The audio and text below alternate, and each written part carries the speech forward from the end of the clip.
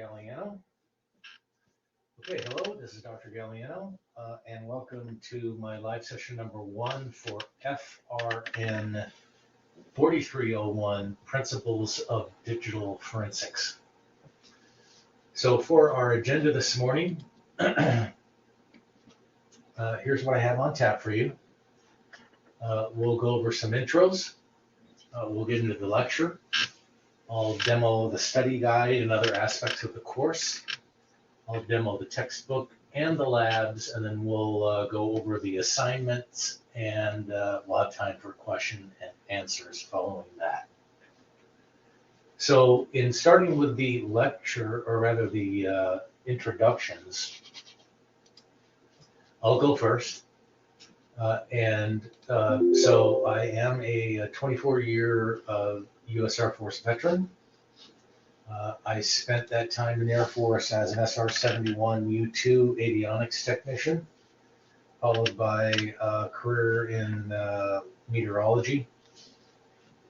And I spent most of that time in meteorology really kind of doing IT and system administration, program management, and sensor installations and things like that. So it tended to be very heavy on the IT side, and I decided that when I grew up, I wanted to actually be in IT and cyber.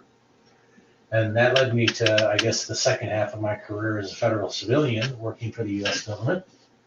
And I worked for the 1st Signal Brigade, the 17th Operational Weather Squadron, the 561st Network Ops Squadron, the Defense Information Systems Agency, and most recently, U.S. Cybercom and National Security Agency.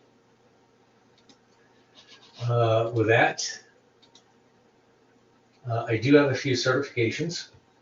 I hold the Certified Ethical Hacker, Certified Hacking Forensics Investigator, the Cybersecurity Analyst Plus, the Pen Test Plus, the Security Plus, AWS Certified Cloud Practitioner, CompTIA Cloud Plus, a bunch of general IT and operating system focused certifications, Network Plus, Cisco CCNA and Cyber Ops, the CISP, the CASP Plus, the PNP, the IDLE, and then a couple of SANS JIAC certifications, one for assessing wireless networks and the other for industrial defense, and a whole bunch of others that I didn't bother to put on the screen.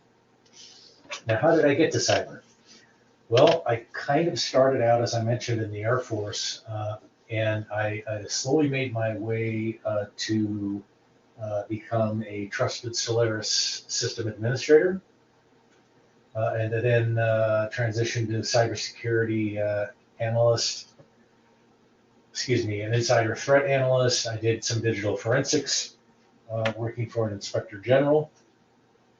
Then became a cyber operator, and over the last few years, I focused on detection engineering and forensics analysis. And then a few things about me that might be fun to know. I grew up on a garlic farm in Oregon, but I definitely am a geek, and I love all things cyber, coffee, cafes, and especially the Raspberry Pi. I am a grandfather with 5 grandchildren, and that's how you can find me on Twitter. And so with that, let's go ahead and jump into the lecture portion of the recording. So I always like to start with what is the most important. And for that, I like to focus on what should you get out of this course. So let's go over the outcomes. First and foremost, you should be able to assemble an investigation process plan related to digital data. So when we talk about digital forensics, of course, we are talking about digital data. So we're talking about data that resides on computer systems, on storage devices, and memory cards, in random access memory, as it transits over the wire, and chat systems and email systems and all of those things. And so you have to take that into account And when you assemble your plan, you have to think through how you're going to get to all that data, where that data may reside, and things of that nature. Number two, you're examining internal operating system artifacts to acquire evidence. Now, this can range everywhere from when was the computer turned on, when was the perpetrator on the machine, what did they do, did they open their email, did they try to delete files, did they view files, what's in their browsing history, and things like that. And the way you get at these things is often not that straightforward, and you'll use a variety of tools to do it. Typically, you'll use some kind of a forensics tool or suite. It could be EnCase, it could be Axiom Magnet, it could be Autopsy. What's not so important is the tool that you use, but how you make use of that tool. Now, digital forensics tends to be one of those fields in which there are a lot of standards, and people kind of gather in camps, if you will, based upon what they feel is the best tool for the job. Some of that has to do with the platform they operate on. So if you're a Windows shop, you may lean towards EnCase. If you're a Linux shop, then maybe Autopsy is your forte. But generally, you want to be not outstanding alone, but you want to be with a crowd. And the reason for that is credibility and the way that evidence is accepted in a courtroom and what the recognized best practices are. Number three, investigating digital forensics within virtual machines. So more and more, what we've had to transition to in the forensics industry is away from the old, standalone, single, monolithic desktop or even laptop to a mixed environment where you have mobile devices and you have data that resides in the cloud, and you have many resources that are virtualized. You may have a mixture of on-prem, in-cloud, and so it certainly hasn't gotten any easier to acquire evidence, but these are the sorts of things that you need to think about. Number four, diagnosing hardware networks for forensics evidence. And what that really gets to is, not only do you have to acquire evidence from hardware devices, but you also have to capture data that travels over the network. And so these important sources of evidence cannot be neglected, nor can they be taken, as a sole source. And then number five, utilizing forensic toolkits for enumerating forensics evidence. And I kind of alluded to that in number two. But essentially, there are so many sources of evidence in the digital realm across so many different devices. And your ability to synthesize that data without a specialized tool is darn near impossible.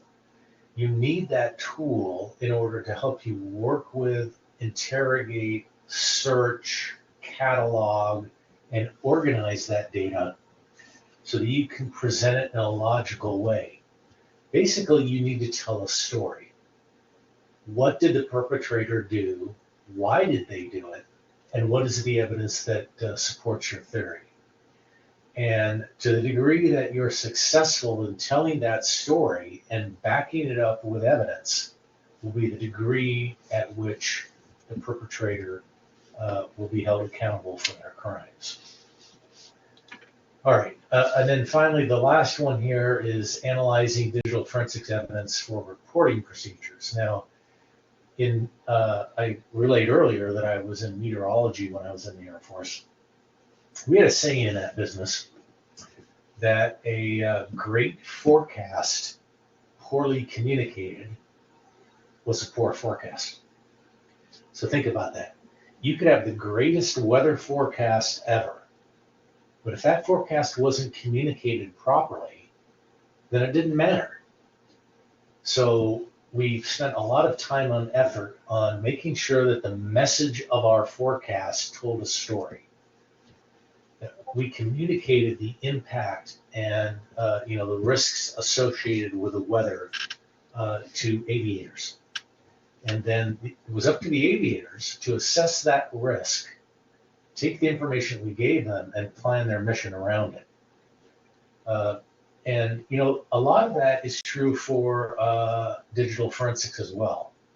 We need to tell a story. That story needs to be coherent, it needs to be logical, it needs to be easy to follow, and it needs to be communicated in a way that can be easily understood.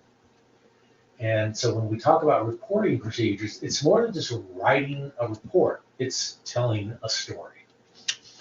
All right, so those are the things that you'll want to get out of this course.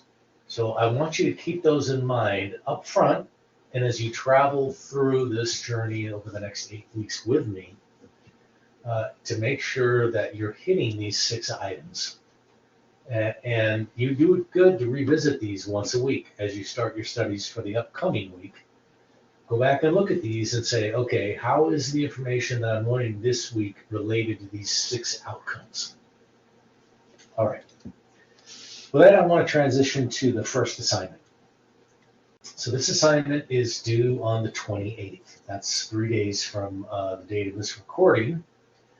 But if you're watching this recording at a later time, essentially Unit 1 essay counts for 11% of your overall grade. So it's not insignificant. It is due in the first week of the course.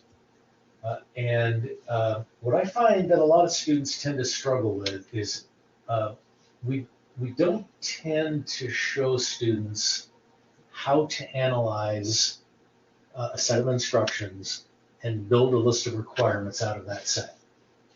So that's what I want to do on this slide. So you see that I've done some highlighting, and I actually broke down the essay instructions so that they were logically grouped in these bullets. And I find over the years that's been very helpful to me whenever I approach an assignment or a task. So there is a little bit of setup here. So in the unit, you were introduced to computer forensics, and the task before you is to explore what possible future role that you might have in this field by researching employment prospects for forensics investigators. And the deliverable is an essay on the topic. Now, you are required to include the following components that I have in my bulleted list. The first object of this assignment is for you to explain the importance of computer forensics. Why are computer forensics important to businesses and organizations today?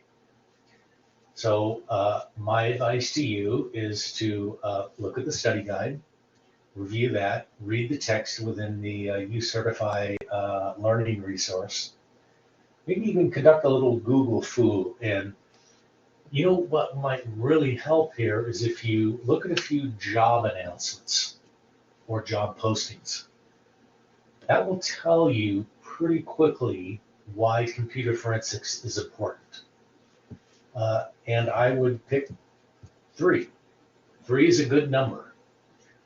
Pick 3 things out of a job announcement, or look at a couple of job announcements, and pick the 3 things that you feel are most relevant or most important, and focus on those 3. The second bullet is you are to describe why forensics examiners will be in demand, including statistics on the growth of certain cyber crimes. So right there, I have told you the why. Now I've done it in a roundabout way. So I want you to go out, find some statistics on the growth of cyber crimes, and then relate that back to why you think that might lead to an increased need in demand for computer forensics examiners. And then, of course, an obvious one is that computers and the internet and big data and the cloud, those things are not going away, are they? So that's why it's important to understand that, first and foremost, that's probably, the foundational reason for why forensics is more, uh, will be more in demand in the years going forward. But you'll bolster that by investigating some of these statistics on which cybercrimes are increasing in frequency. So don't guess, don't go by your gut. Find those statistics and then use those to bolster, what your intuition and gut tells you. The third requirement is to explain the skills, training, and education required. Now, here again, my advice to you is to find some job announcements.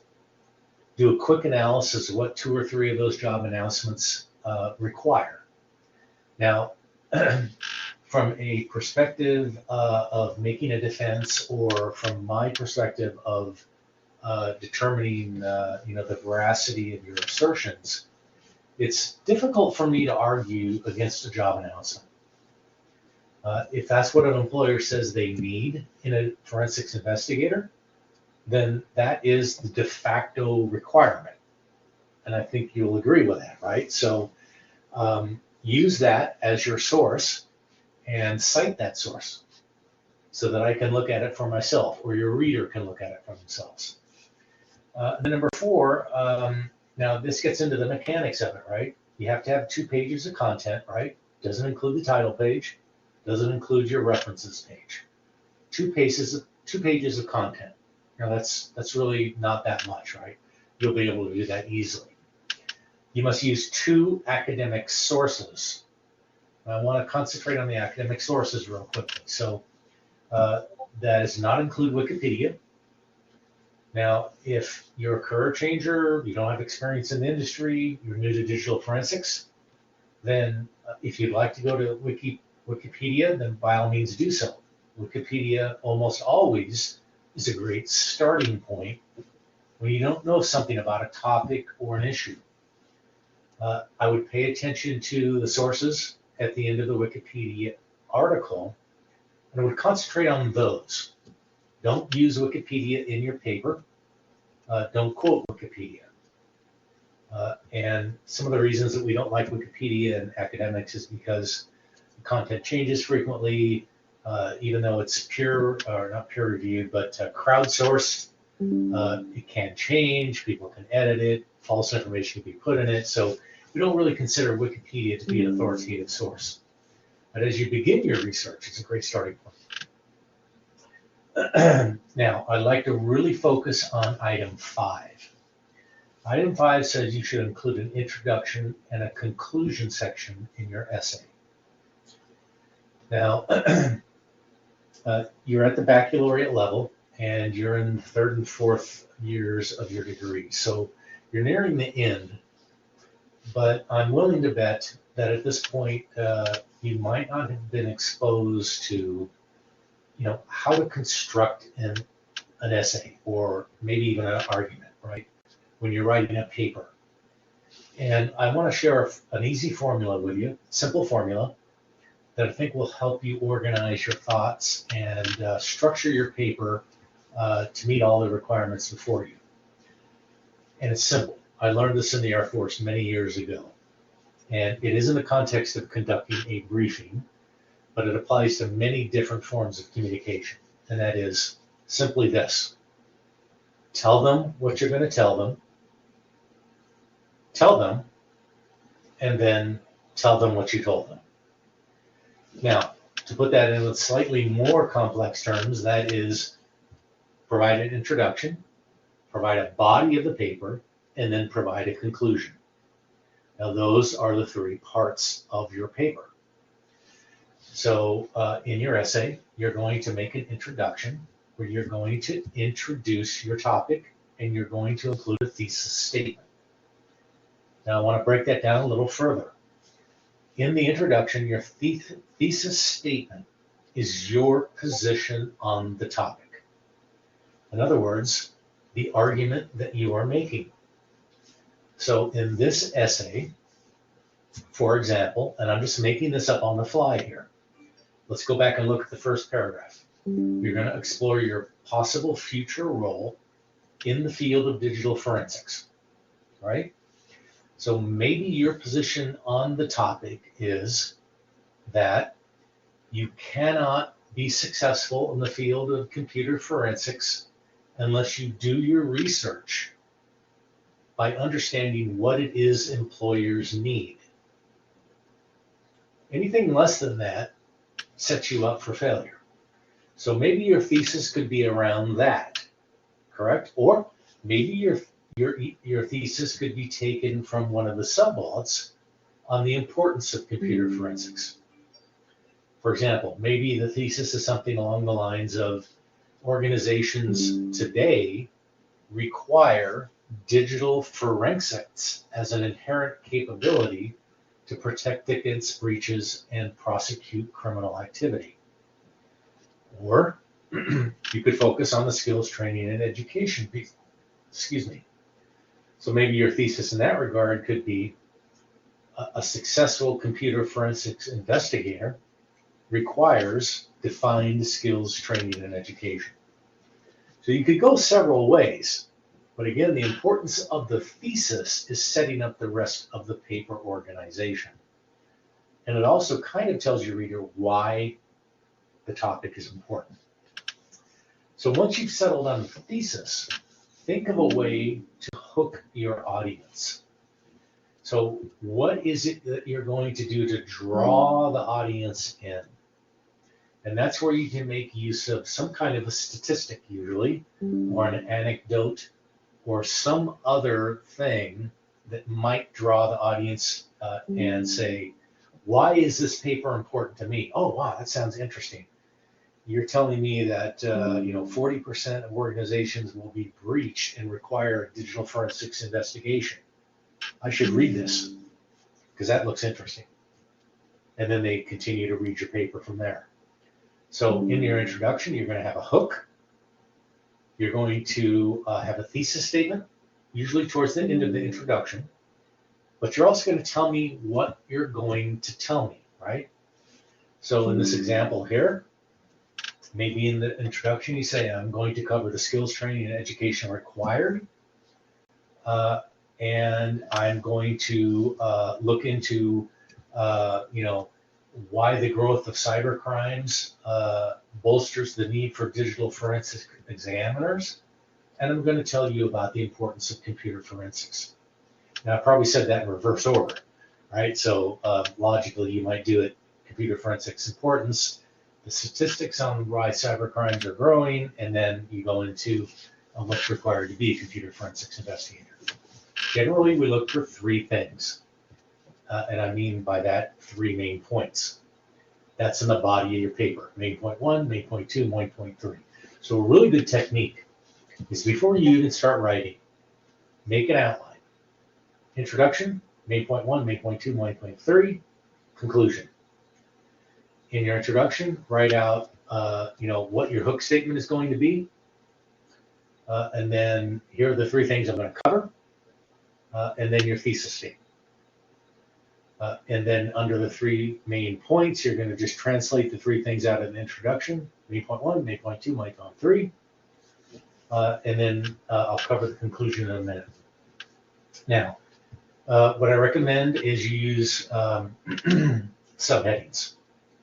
That is by far the most effective way to communicate the structure of your essay to your audience. So the three main points are going to be something along the lines of what your subtitles are, right? So in this example, maybe your subtitle 1, right after your introduction, is the importance of computer forensics. And then maybe you've got a couple paragraphs on that. Then you have a subtitle of the growth of cyber crimes, a couple paragraphs on that. Then you have a subtitle of skills training and education, and then a couple of paragraphs on that. And you've just built your paper right there. Now let's talk about the conclusion. The conclusion is not simply a restatement of your introduction, although that's a great place to start. But it isn't only that. The conclusion is going to be yes, reinforcing what the introduction was, because you're telling me what you just told me. But you're going to go a little bit deeper. You're going to touch on those three main points and maybe the most significant subpoint for the three. And remember, the conclusion is your last touch point with your audience. So what are the three things that you really want to leave in your audience's mind that are going to bolster the argument you set forth with your thesis statement? So if your thesis statement was, you cannot be successful in this field without the proper skills, training, and education, well, then maybe drawn from your main points in that area is in the conclusion, you include maybe 3 sentences that say, you must have these skills, you must have this training, you must have this education. All right, so the conclusion is maybe a paragraph long or a paragraph or 2, something like that. And it just concludes the paper, wraps it up. You've told me what you're going to tell me. You've made your last touch point with your audience, and now you have a successful essay. So you need a references page. And what I expect to see there is that whatever material you cited in the paper, I'm going to see a 1-for-1 correlation in your reference listing. So if you cited something in the paper, I expect to see that in the reference listing. If I look at the reference listing and I see 3 references, I expect to find those 3 references somewhere in the body of the paper. I do expect that one of those will be your textbook. In this case, You Certify, the text within You Certify. And that is considered an academic source. So one more academic source would be something maybe you find in the CSU online library. It's not going to be a news source, not going to be Wikipedia. It can be a blog if it's a reputable blog, and there are several of those in the field of digital forensics. I have no problem accepting any of those. So what I don't want to see, though, is a news site or a blog that isn't dated, doesn't have an author, things of that nature, right? So make sure it's a reputable source. That's the primary thing I'm looking for. And as a general rule of thumb, in academia, we don't expect you to use sources that are more than 5 years old. All right, so I think that covers everything regarding expectations for the essay. Let's move on from that. At this point, then, I want to transition to the course shell. So if you'll give me a moment to do that, I need to share a different screen. So I am going to open the window here, roll it over into my main screen, and then I need to do a new share. So give me just a second to set that up. And let's see if I can get that.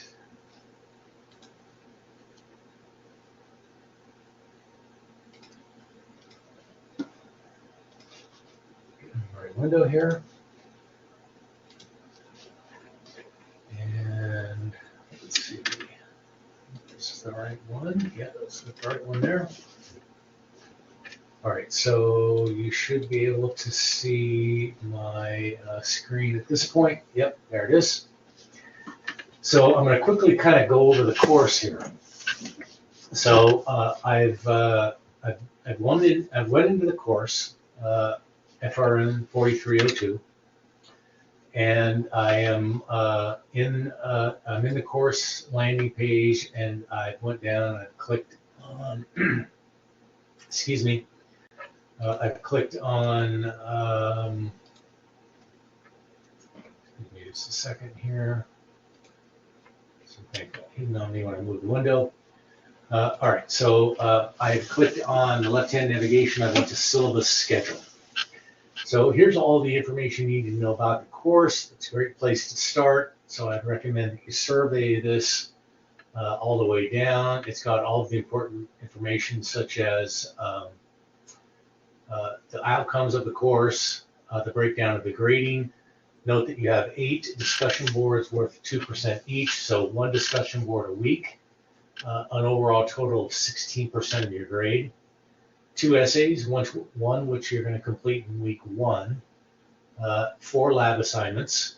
Notice that that's the propensity of the grading percentages in the course. So completing the 4 labs is going to get you 40% of the way towards the A that I know that each of you wants. You have a unit for PowerPoint presentation of 11% and a reflection paper at the end worth 11%. So that's a breakdown of the grading. Under the assignments, you can click through each of these. We, of course, just went over the Unit 1 assignment. You can see unit by unit what you're required to do. And as I click through some of those, you can see each one of these is broken down by the reading that's required, your discussion board, and then either lab assignment or essay or PowerPoint or other deliverable for that unit. And then, of course, at the end, you have some resources that you can tap into as you work through the material. So with that, let's go back and look at the Unit 1 study guide. Now, each unit has a study guide that I put together for you. Now, I strongly encourage you to go through the study guide at the beginning of each week, because this will lay out from kind of front to back what you need to know. So, for example, the learning outcomes for Unit 1 are Item 1 and Item 3. And then you also get the sub outcomes, right? So remember we said investigate digital forensics with virtual machines. So under there is explain the importance of computer forensics, describe the reasons for increasing demand in examiners, and then present statistics related to the growth of cybercrime. Wow, that sounds really familiar with the requirements we just read about in the Unit 1 essay, doesn't it? And then it lays it out in the table, and it tells you for each of the outcomes, here is the associated learning activity. Notice that each of these has the Unit 1 essay. And then I give you an introduction to the unit, and I enumerate for you the types of internet crimes. I go into each of those, and then I talk about evidence, and what that means, where you find it, that sort of thing, and then we wrap it up. And then notice that I give you some specific references associated with the Unit 1 material. So if I were you, I would use this Unit 1 study guide to structure everything I do in Unit 1. I know that sounds like a simplistic statement, but you have before you exactly what you need to be successful. So why reinvent the wheel, right? I've already laid it out for you, including the references that I feel are relevant.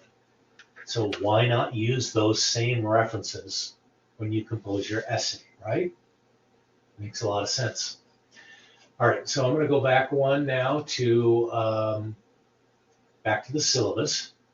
And then let's look at the Unit 1 discussion board quickly. So in the Unit 1 discussion board, I have posted a question for you. Now there are 2 parts. The first part is the obligatory introduce yourself. I'd hope that we could do some of that here this evening, but you got my introduction, so at least you have that. So in your introduction, I want you to focus on those 5 or 6 things there. And then part 2 is a hypothetical situation, right? So what I want to do is I want to get the juices flowing. I want to get you thinking about digital forensics. I want to present to you some real world situations in which you can think about, okay, this is how digital forensics is really applied out there in industry. And then below that, I give you a grading rubric. So this is how I will evaluate the initial posting that you make. Now, I expect these initial postings by Saturday evening, and then your follow-up replies to students by the following Tuesday evening, or the end of the academic week. My usual way of doing this is I will grade your initial post as soon as I see it, and you will get up to 70% of the 100%, if you prefer to think of it in points, 70 points out of 100 for the initial post. I will tell you in my feedback that I will reevaluate your grade if you make any student follow-up posts. So once I see those by Tuesday evening, I will go back in and I will make a second post to your feedback. And generally, I will raise the grade then from 70 plus the 30% or 30 points for the follow-up postings you make to students. So if you do both of those and you do them on time, then you can get the 100 points or 100% for the discussion portion of your grade for that week. And that's how we roll there. All right, let's go back one more to, actually back to the syllabus.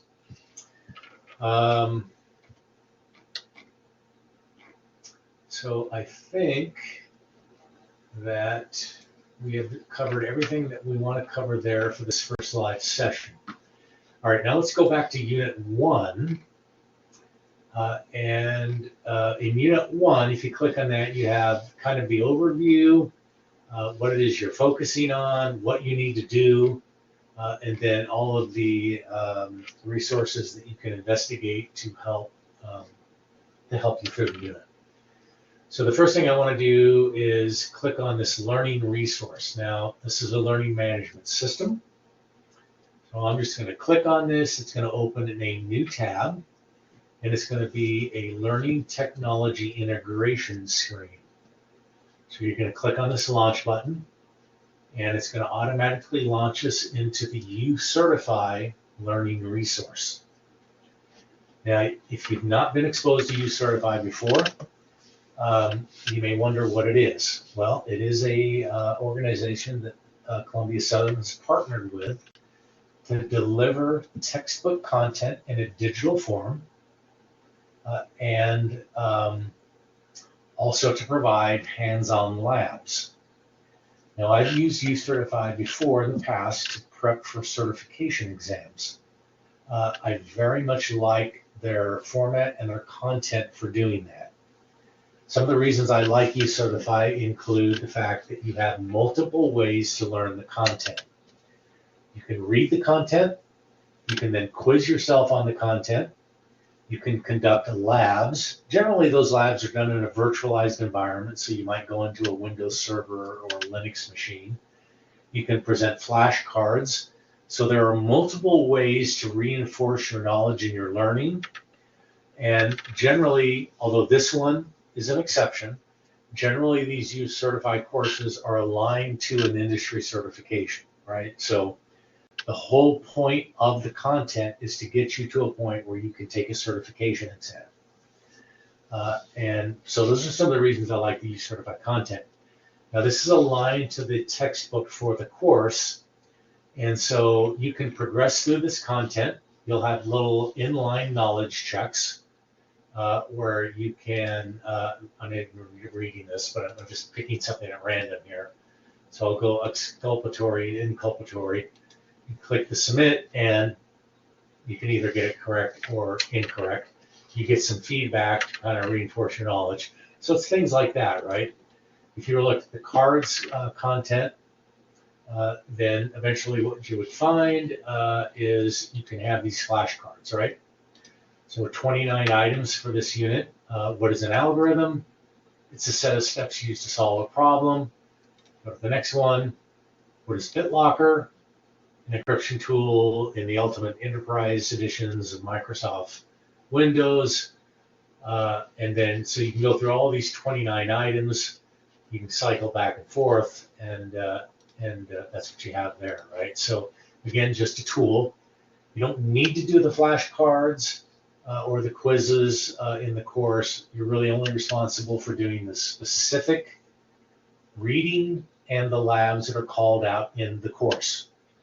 Anything else you do and you certify is over and above. If you feel that it's helpful, by all means do it, but not required. All right, so at this point, I'm going to go back one more here. And then, so now I've landed back at the lessons, and you can see all the lessons here laid out in one screen. Here's what the lesson is. Here are the sub components of that lesson. This is aligned to Unit 1. You have the reading, you have the cards, you have the quizzes, you have the labs. All right, so at this point, I want to go back to the course. Now, do you have any labs in this unit? You do not, right? So basically, you're just doing the reading and you certify. So let's move on to Unit 2. So if we go to Unit 2, there is a lab assignment. So I'm going to go to the Unit 2 lab assignment here. Now it's going to open another LTI link. Just click on through it. And it tells me, hey, there's 4 items, duration's 120 minutes. Click Start to get started. It's a graded assessment. All right, so another thing that I like about the Use Certified layout is they give you really good contextual clues and instructions, right? So first thing you see here is I'm going to do something that involves verifying random access memory usage. And right here you get a snapshot of a virtual machine. So obviously this is going to be something in a virtualized environment, right?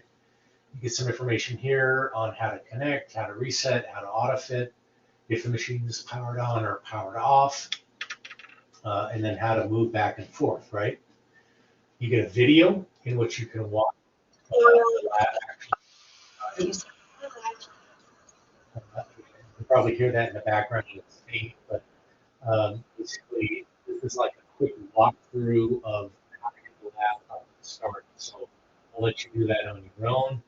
If you do a full screen of it, you can cast it to a device, you have a TV, really flexible. I'm going to stop that, and then let's see here. You can go picture in picture. I'll just click back here. All right, so we're back there.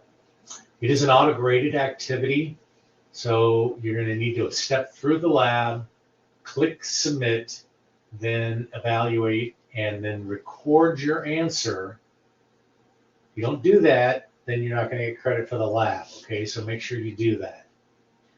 All right, so then you have the instructions, right? So you're going to start the lab, and then you're basically going to follow these instructions step by step. Whenever you see a command that you need to run, it's going to be in one of these code blocks, and then you're just going to kind of work through it that way, right? So let's try going through some of this lab a little bit.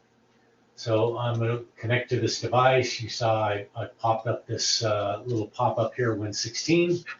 I clicked on Connect, and now you see that I have my virtualized machine there, or my virtual machine. My Win16 button went to green. All right, so now I am on my virtual machine. It looks like a Windows Server 2016, right? All right, so the first thing is click on the check button to check if the machine is initialized properly. So I check that button. I see the kind of the 3 dots there, and the environment is checking to see if I'm set up. So it tells me try after a few seconds. Let's click it again. We'll see if it comes back. All right, so good to go there. We're green. So now I'm going to click search on the taskbar. I'm going to type PowerShell, and I'm going to open up PowerShell. So now I've got my window here, and I'm going to type the system info command, and PowerShell is now executing my command. And from this point, I can look at this information and then once I've reviewed it, close the window. Now, my recommendation is to review this carefully. Even though they tell you to close the window, make certain that you've noted the assignment is about verifying RAM usage. So maybe what we should do is make sure we have a good understanding of the RAM, right? So physical memory on this machine looks like it's 8 gigabytes. Available is about 3.5 gigabytes, right? And then there's some virtual memory available too that can be tapped into. So it's things of this nature, and you just kind of progress through this thing like that. And then you go to the next lab using a hex editor, and there's 4 of those. Using FTK Imager, which is something that we use pretty universally across the industry. Very highly flexible tool. Simple to use, easy to use, used by a lot of digital forensics investigators. All right, and then you look into the Windows file registry. So I'm going to go ahead and get out of that then. And I'm going to close this window, and I'm going to stop sharing and change my sharing to back to the PowerPoint presentation.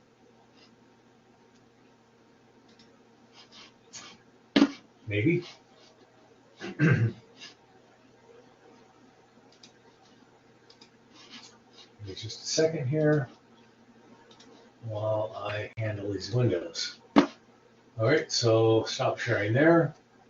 Okay, now I can probably go back to share the other window. And give me just a second to get this up. Got too many windows open here, folks. And now you should see my slides again.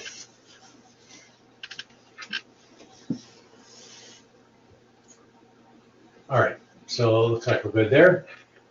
So we've looked at the study guide, we've demoed the textbook, we've looked at the labs, and now it is time for questions and answers. So understand that some of you will view this recording after the fact, and that's fine. So treat this question and answer slide here as your opportunity to hit me up on email or give me a phone call. I normally share within the Ask the Professor forum and in my introductory email message to the course all of my contact info, including my Google Voice number, 541-288-1379. Again, that is 541-288-1379. I do want you to understand that I don't have access to my phone during the day due to the nature of my work. And so email is usually the best way to get a hold of me because I can check that as soon as I get home from work. If you'd like to leave me a voice message, call my Google Voice number, leave a message, tell me who you are and your callback number, and I'll call you as soon as I get home from work. I'm much more available during the weekends. I'll be in and out of the course all through the weekend, and we can set up any time that we need to have a short discussion, do a one-on-one Blackboard collaborate, share screens, anything of that nature that you need to get you through this content. Please ask any questions that you have. Let me know what you need help with, and I'm more than happy to take the time to make sure that you get what you need. All right, with that then, I want to thank you for either attending live or watching this after the fact. I wish you all the best over the next 8 weeks. Please do enjoy the course, make the most of it, and whatever I can do to help you further your career in digital forensics, I'm happy to do that. I'll say so long for now. Thank you very much.